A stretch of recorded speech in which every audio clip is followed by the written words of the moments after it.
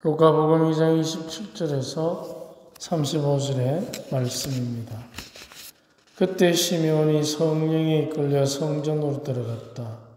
그리고 아기에 관한 율법의 관례를 준수하려고 부모가 아기 예수님을 데리고 들어오자 그는 아기를 두 팔에 받아안고 이렇게 하느님을 찬미하였다. 주님, 이제야 말씀하신 대로 당신 종을 평화로이 떠나게 해 주셨습니다. 제 눈이 당신의 구원을 본 것입니다. 이는 당신께서 모든 민족들 앞에서 마련하신 것으로 다른 민족들에게는 계시의 빛이며 당신 백성 이스라엘에게는 영광입니다. 아기의 아버지와 어머니는 아기를 두고 하는 이 말에 놀라워하였다. 시므온은 그들을 축복하고 나서 아기 어머니 마리아에게 말하였다. 보십시오. 이 아기는 이스라엘에서 많은 사람을 쓰러지기도 하고 일어나기도 하며 또 반대를 받는 표징이 되도록 정해졌습니다. 그래야 당신의 영혼이 칼에 꿰 찔리는 가운데 많은 사람의 마음속 생각이 드러날 것입니다. 주님의 말씀입니다. 그리스도님 찬양합니다. 우리가 성월에 이 성모님을 공경하는 우리들의 믿음의 생활, 그 안에서 성모님을 공경하는 이유 중에 하나가 여러 가지가 있겠습니다만은, 근데 반대받는 표징이 되도록 정해진 아기를 낳는다는 것입니다. 그것도 하느님의 아들의 또 나아가서 본인이 동정녀로서 과연 우리가 이 신비를 다 알아들을 수 있겠는가? 굉장히 어려운 이야기입니다. 동정녀가 아기를 낳고 하느님의 아들을 낳고 그리고 더더욱 하느님의 아들이 반대받는 표징이 된다는 것입니다. 왜 그러면 하느님의 아들이 반대받는 표징이 될 것인가? 우리가 반대받는 표징이라는 말 속에는 그러면은 반대, 하느님의 아들을 반대받는 표징으로 여기는 무리가 있다는 것입니다. 그러면 하느님의 아들이 반대받는 표징이 되고 그 반대받는 표징으로 하느님의 아들을 낙인 찍는 무리. 그러면 이 무리는 어떤 무리인가? 바로 우리들이 그 대상자가 되는 것입니다. 왜냐하면 여기서 반대라는 것은 다른 사람들을 걸려 넘어지게 하는 반대. 그게 아니고 걸려 넘어진 사람들을 걸려 넘어졌다는 것을 깨닫게 하고 일어서게 하는 반대에 받는 표징. 그러니까 걸려 넘어진 줄 모르는 자들을 걸려 넘어졌다라고 얘기하면 당연히 걸려 넘어진 자들이 그렇게 말하는 상대를 반대하겠죠. 바로 그 표징인 것입니다. 그렇다면 걸려 넘어진 자와 걸려 넘어지고도 걸려 넘어지지 않았다라고 생각하는 이 사람들. 그럼 걸려 넘어진 것에 의미가 무엇인가? 그것은 다름이 아니라 우리가 이미 죄를 지었다는 것입니다. 그래서 그 죄가 단순히 잘못했다라는 개념을 넘어서서 죄라는 것은 우리 안에서부터 계속해서 마치 이게 들판에 보면 잡초가 딱 뿌리를 자리를 잡으면 그 뿌리가 계속해서 땅 속에서 자랍니다. 그리고 어느 순간인가 그 잡초가 올라오기 시작합니다. 그런데 올라오기 전까지는 모릅니다. 잡초가 어디서 올라오는지. 이게 땅을 박차고 올라와야 그때 이 잡초구나. 여기 있구나. 이렇게 되는 것입니다. 그것처럼 그 죄라는 것은 단순히 잘못했다라는 것으로 끝나는 것이 아니고 그 죄를 지은 사람이 사실은 그 죄로부터 받는 악영향을 죄를 지은 사람은 잘 모르게 되어 있습니다.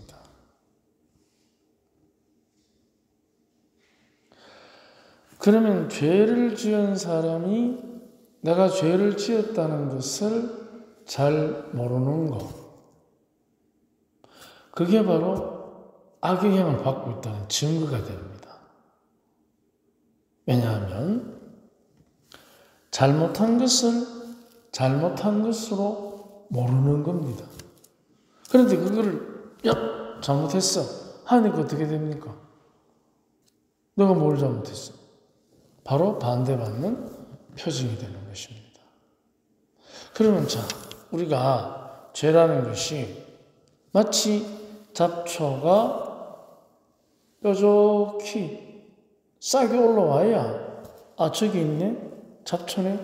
하고 아는 것처럼 우리가 항상 우리는 전에 우리가 지은 각자의 죄로 인해서 늘 우리 안에 땅에 묻힌 잡초처럼 뿌리를 내리고 어느 순간인가 그 악영향을 받아서 또 다른 죄를 지었을 때 비로소 내가 죄를 지었구나 아는 것처럼 우리 안에서부터 계속해서 마치 땅 속에서 뿌리가 자라서 싹이 돌아오는 잡초처럼 그때가 되어서야 알게 되는 것입니다. 그러니까 이게 반복해서 계속해서 죄를 자라게 하는 것입니다.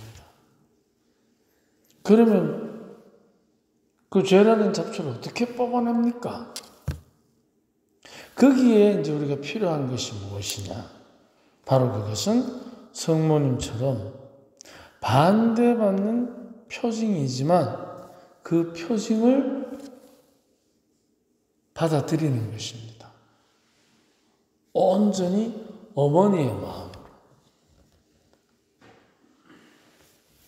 즉 반대받는 표징이라고 하는 것은 바로 시meon이 예수님을 반대받는 표징이라고 하는 것은 하느님께서 그분에게 주신 사명이지 않습니까?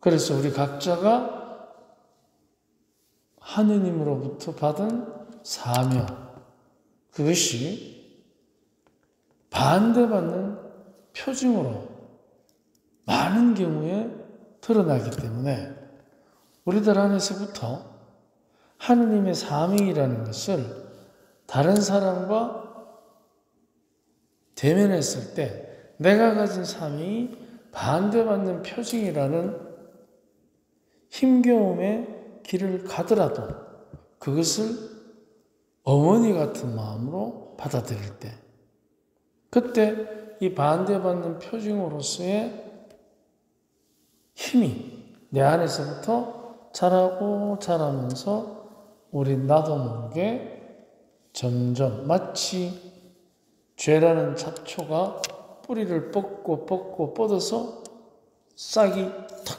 돋아나는 것처럼 우리 안에 역시 이 죄의 잡초를 없애버리는 반대받는 표징이 될지라도 사명의 꽃을 피울 때 바로 이 죄의 잡초를 우리가 없앨 수 있습니다. 그 어떤 때는 혼돈이 오겠죠. 왜? 반대받는 표징의 그 사명의 꽃을 피우려면은 쉽지는 않지 않습니까? 어렵습니다. 하지만 우리가 하느님이 우리 각자에게 주신 사명의 꽃을 어머니 같은 마음으로 받아들이고 키워갈 때 우리 안에 있던 죄의 잡초 같은 그 악영향은 점점 사라지기 시작하는 것입니다. 꽃이나 잡초나 둘 다 땅 속에서 싹을 틔울 때까지는 잘 보이지 않습니다. 그렇기 때문에 이것이 사명의 꽃인지 죄의 잡초인지는 올라와 봐야 합니다. 그렇기 때문에 혼돈, 이건지 저건지 분간이 어려울 때도 있습니다. 때로는 이걸 내가 해야 되는지 말아야 되는지, 꽃이 필 건지 잡초가 필 건지 모를 때도 있습니다. 이것은 약간 우리가 그 영적인 성장의 과정에서 혼돈의 시기는 다 있습니다. 하지만 우리 안에서부터 분명히 사명의 꽃과 죄의 잡초는 식별이 되기 시작합니다. 언제부터? 싹이 올라올 때까지 어머니의 마음으로 하느님의 사명을 받아들일 때, 그러면 이제 이 싹이 올라옵니다. 잡초인지 꽃인지. 근데 사명의 꽃은 분명히 죄의 잡초들 속에서 피어나게 되어 있습니다. 그러면은 죄의 잡초가 우리에게 가져다주는 악영향 속에서 우리가 살았던 기억과 추억이 있기 때문에 사명의 꽃을 피우는 데는 이 정화의 시기가 필요합니다. 거기에서 우리가 이제 혼돈을 느끼고 또는 지루함을 느끼고 또 때로는 무의미함까지도 갈 수 있습니다. 왜? 죄의 잡초는 강력합니다. 그래서 우리 안에 그 죄의 잡초가 먹고 자라는 비료는 다름이 아니라 쾌락과 이문입니다. 그런데 사명의 꽃은 쾌락이 아니라 금욕, 이문이 아니라 가나, 이렇게 되는 것입니다. 그렇기 때문에 이 비료의 종류가 다릅니다. 죄의 잡초와 사명의 꽃이 피어날 때 거기에 들어가는 두 종류의 비료를 우리가 쉽게 비교해 보면 쾌락과 이문, 금욕과 이문이니까 가난이 되겠죠. 그렇기 때문에 우리가 이 꽃을 피우기가 참 어렵습니다. 그리고 혼란스러울 때도 있고.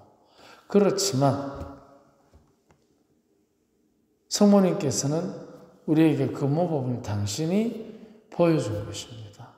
반대받는 표징, 즉 하느님의 사명의 꽃을 피우기 위해서 온전히 자기를 바치셨기 때문에 우리가 그분을